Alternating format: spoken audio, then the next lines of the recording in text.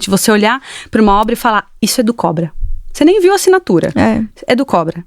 Isso aqui é Picasso, né? Isso aqui é Van Gogh. Você olha e você já identifica. Porque o artista conseguiu traduzir através da sua obra a sua identidade. Isso é o mais importante. Tem lá o DNA dele, até o jeito que tá, as cores que mais usa. Exatamente. Esse é um desafio muito grande para nós. Principalmente com os artistas novos. Porque eles estão naquela ansiedade. Eu preciso vender a qualquer custo. Então, vou fazer o quê? Vou fazer vários estilos, eu vou pintar vários estilos, vou fazer um figurativo, uma arte abstrata, vou fazer vou fazer fotografia e coloca tudo e quer vender tudo.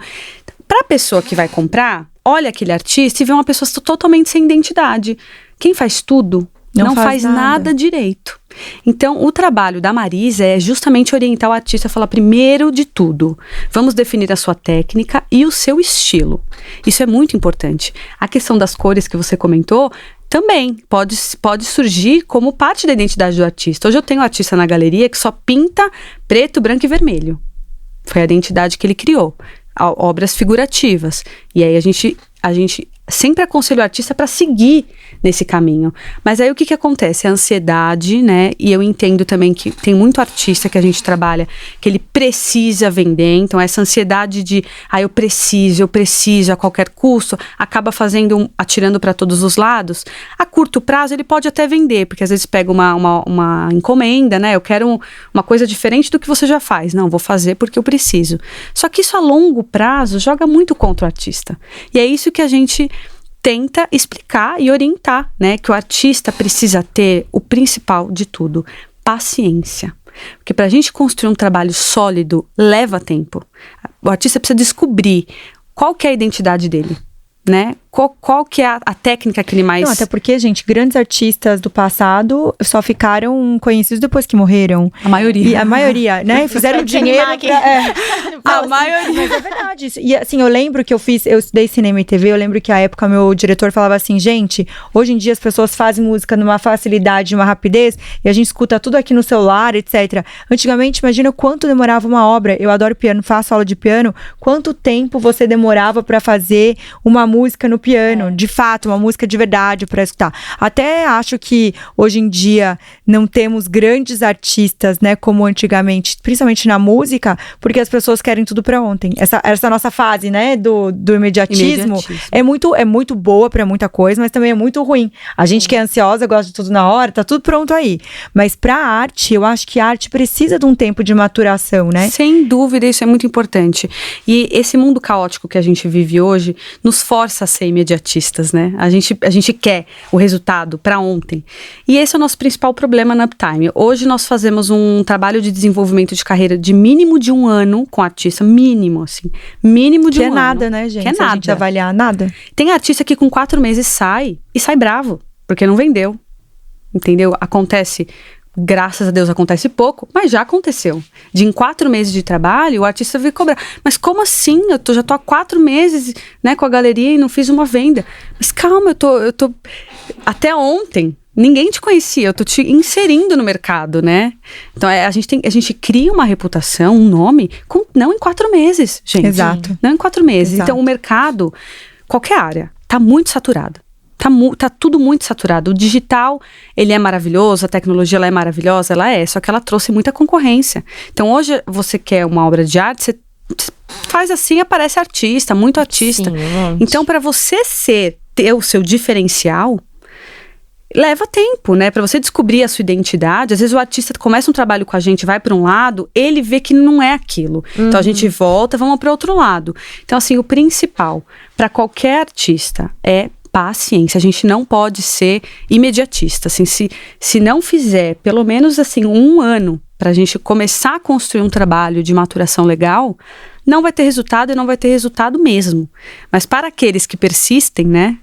Aí a gente consegue, de fato, bons resultados, consegue ir para o mercado internacional com muito mais facilidade. A gente tem uma visibilidade, o artista consegue ganhar uma visibilidade internacional muito mais fácil, né? E lá fora, realmente, existem os peritos de arte mesmo, né? Assim, que são os próprios consumidores, tá? Em que sentido que eu tô dizendo isso? Nós temos, em cada mercado que a gente tem um desafio que é a forma de compra do consumidor, o comportamento de compra de cada consumidor daquele país, né? Que varia muito da cultura do seu país. Aqui no Brasil, isso é muito interessante. A gente tem um comportamento de compra totalmente diferente da Europa, né? Aqui no Brasil, quem compra obra de arte hoje, vamos falar de uma forma generalizada, tá? São pessoas que querem decorar o apartamento, estão fazendo seu apartamento agora, então procura uma obra bacana para decoração, né? A maioria da nossa população compra arte com fins decorativos. Falando de forma bem generalizada mesmo. É com fins decorativos. Na Europa, isso já é diferente.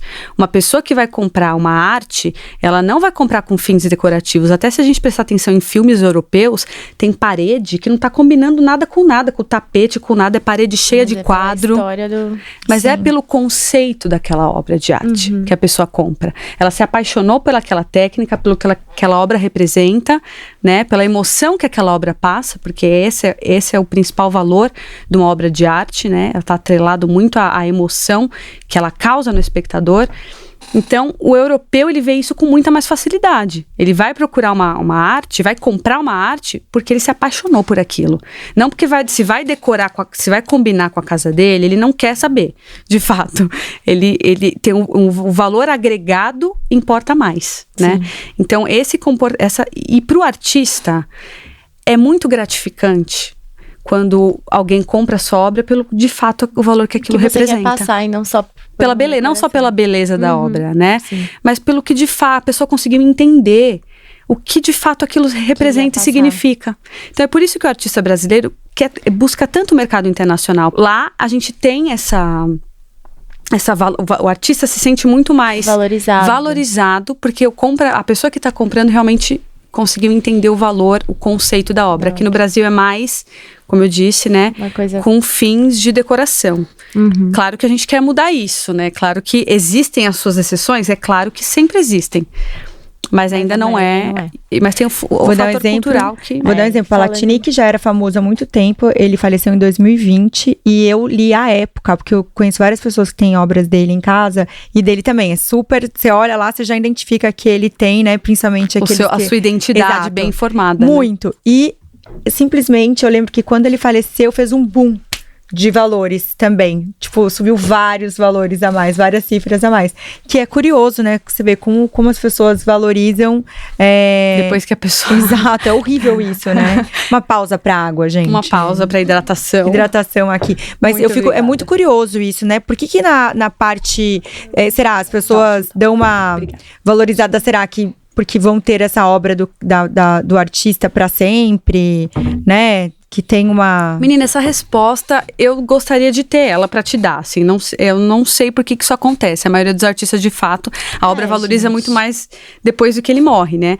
Mas é um movimento bem parecido com o que acontece aqui dentro do Brasil, por exemplo, com artistas que expõem lá fora. Por exemplo, eu trabalho aqui, os artistas brasileiros, faço um trabalho bem grande, toda hora em exposição, fazendo um movimento, uma construção de carreira bem legal, muito trabalho envolvido, e às vezes ele não vende. Aí eu vou com ele para fora do Brasil. A hora que eu volto, aí eu vendo. Porque a pessoa viu que ele estava no exterior, né? Então, assim, é curioso também como a gente aqui no Brasil valoriza tudo que é gringo, tudo que é internacional, né? O artista tá aqui trabalhando há 20 anos. Ele foi uma vez, fez uma exposição lá no Carrossel do Louvre, em Paris, aí ele conseguiu voltar para cá e ser notado. Isso é curioso também, né? Porque a gente tem essa... Mas a gente tem esse comportamento a gente com tem tudo, esse, né? com tudo. Com moda, arte, com tudo. Exatamente, a gente importa moda, né? A gente importa várias coisas, assim, que quando tá lá fora a gente presta mais atenção. Então, mais uma vez, é por isso que o artista daqui quer tanto ir pro mercado internacional, né?